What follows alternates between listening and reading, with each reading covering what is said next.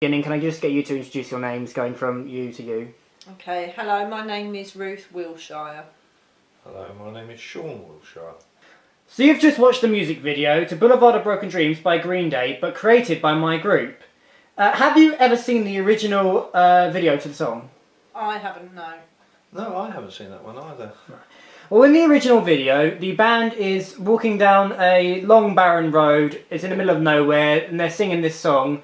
And they sort of end up in civilization, but the actual place they end up is quite dark and gloomy, and it has different cut shots as well, with the band performing and they are actually singing the song. So it's a bit of a play on narrative. It seems to, in my opinion, and many people's opinion, create a sort of depressing and down feel about society and about how they are just walking through this world without having any solace or any help. That's sort of what it gets off, which is sort of a main idea we put into our video. Mm-hmm. Do you listen to much rock of any kind, and do you see the videos to these songs? Yeah, occasionally, yeah. Yeah, I watch a lot of music videos, enjoy them, it's good. So quite often with rock songs, there is a mix of a story and a band performing. However, our group decided to try and move away from the standard expectation by focusing more on the story with a small nod to the singer actually performing. Do you think this made the video more interesting, or did it just distract you? I actually found it more impactful because I could relate it to real world, what's going on with young people. I didn't need to see a drummer or a guitarist. It had an air of authenticity, and there was friendships and there was violence, and the violence was unreasonable. I thought it was very good. I thought the soundtrack worked very, very well with the performance. I thought the performance it really worked well with the music. I would agree with that. I didn't need to see a band performing. Just seeing the video, I think, made my mind focus more on what was going on with the story, so there were no distractions. And like Sean has said, bearing in mind the high levels of crime across London in particular at the moment involving young people, I felt that this was a particularly poignant message at this moment in time, definitely. I would like to add, I like the subtlety of the mime, so singing along as if you were actually the lead singer. I thought that worked very, very well, and I thought it seemed to me to be well in sync, and I liked that. I thought it was. I found it quite interesting. I did, and I liked the corridor shots as well, Yeah. even when you weren't in the corridor, just basically enhancing the image of being alone and walking down a lonely corridor on your own. I thought it was very, very good. That's my honest opinion.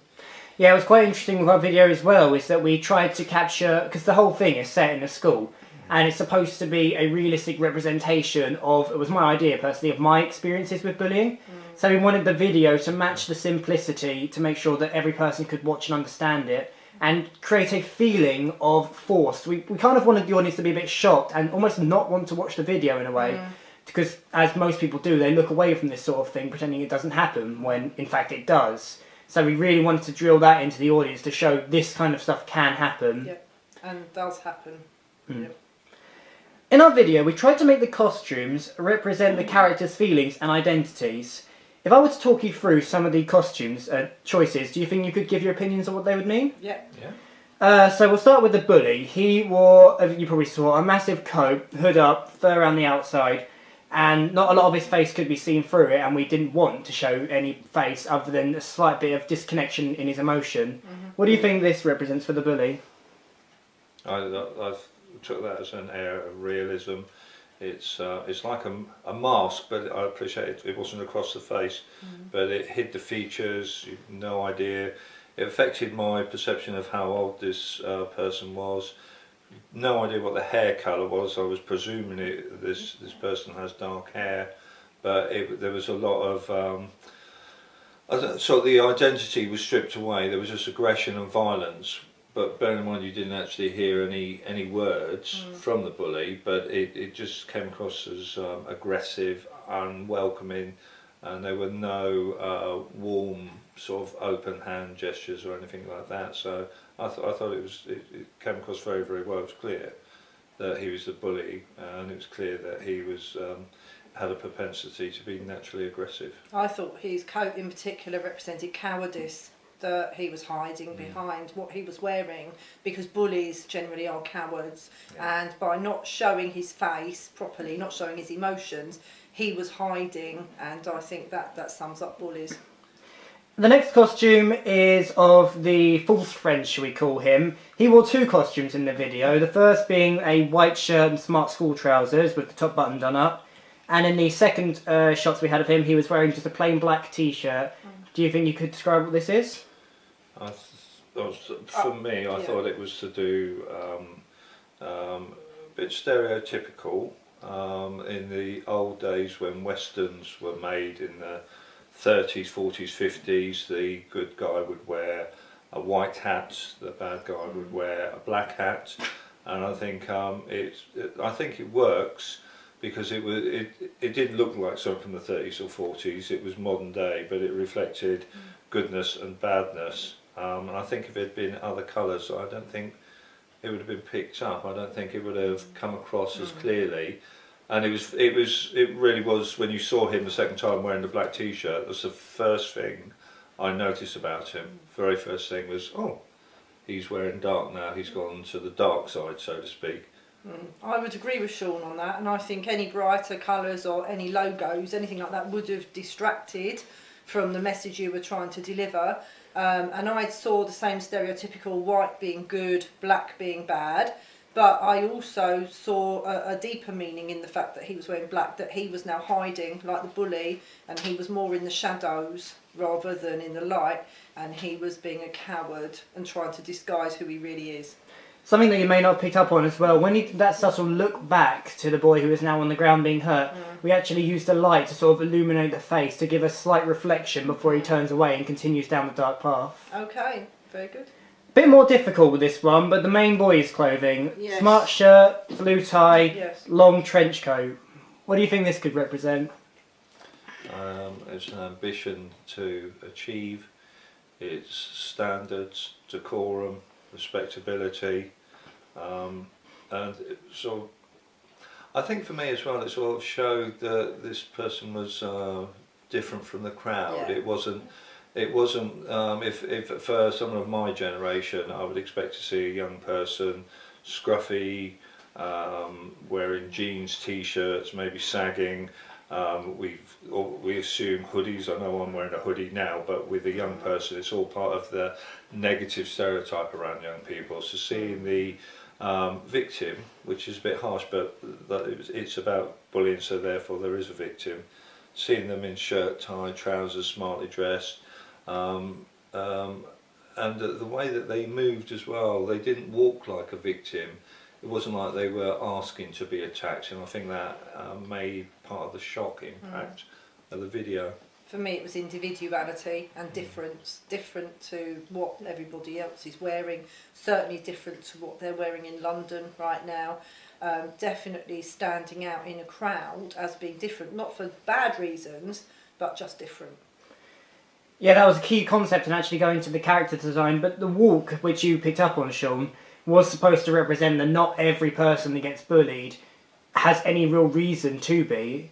It's the fact that anyone could be attacked at any point with this, anyone could experience this, no matter what. Yeah, I think individuality does set people separately, and whether it's succeeding, people like Richard Branson or Stephen Gerrard, or somebody that's an individual that stands out. It doesn't mean that they're asking to be bullied, and they've been very powerful and have succeeded in everything they've done. So, I thought that worked very well. Do you think we achieved our goal of matching the video to the song? I do, yes, I really do.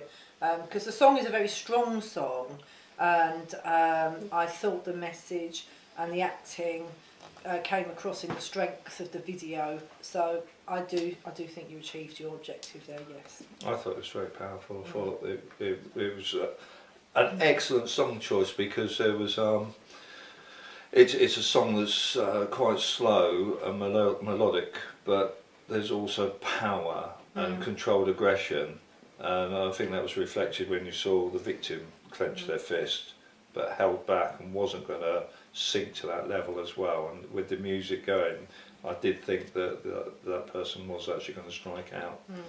But they had the professionalism, you know, the ability to control their anger and not to sing to the same level. So I thought the music choice was excellent, and it's a really good song, but it really worked in that video. Yeah, we wanted to pick a song with a bunch of different speeds as well, because you know, at one point it was quite slow at the beginning, it was very lonely.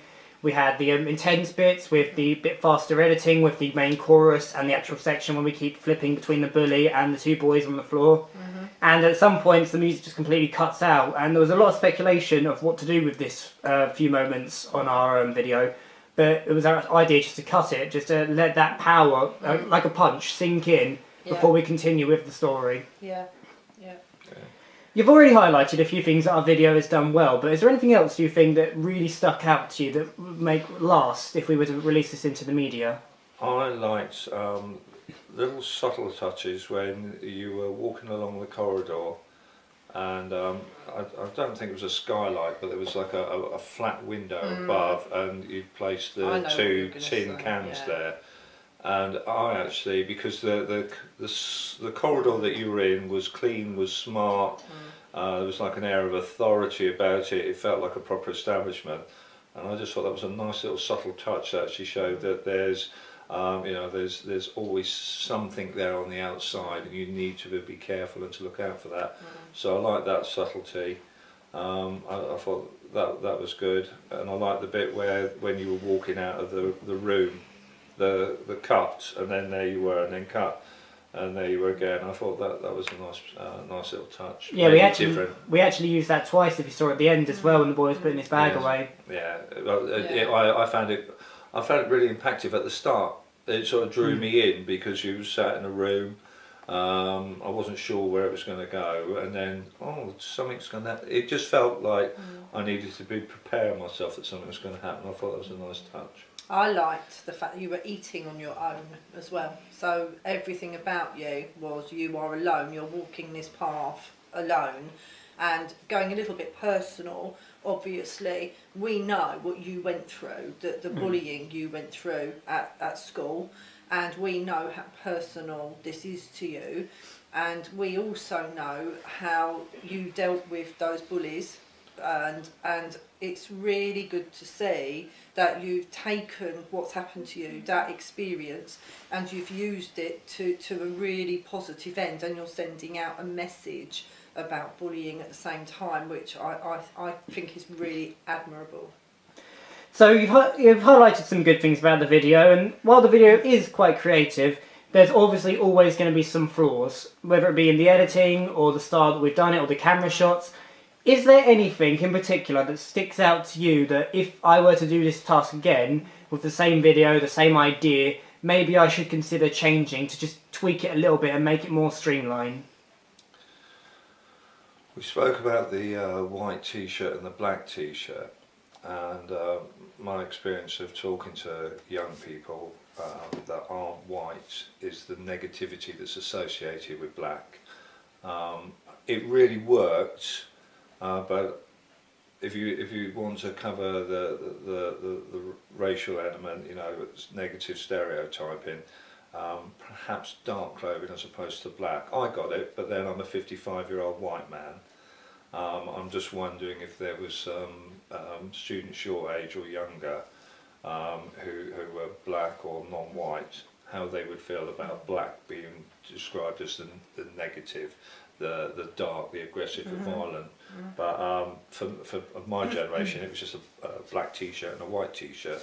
It was nothing to do with skin, but some people can get a bit sensitive, and I think it's just something to consider for the future, understanding how vulnerable other people feel, because it's about bullying, and you know, where people that are black feel like this was an anti-black thing. And it wasn't, but just something, I think just something to be mindful of. And it would also bring our work to make sure it's as most modern it can be and most relatable to the nowadays generation. Yeah. I think as well, it was very, very good, but the special effects, maybe some marking or some blood where you've got punched, would have added a bit more impact to it.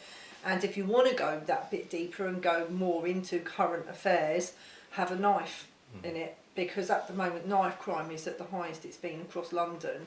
And if you want to get that message out, then involve a knife in it, and that will make it really current and up to date. And the subtlety about that is that the bully could have pulled the knife on the lad that was wearing a white t-shirt and then wearing a black t-shirt, so that a young person can identify that some people that become bullies, some people who become violent, are victims themselves because they themselves have been bullied, intimidated, threatened, and feel like if they want to avoid being bullied, they have to join the bullies, and you get that gang, that group violence against an individual.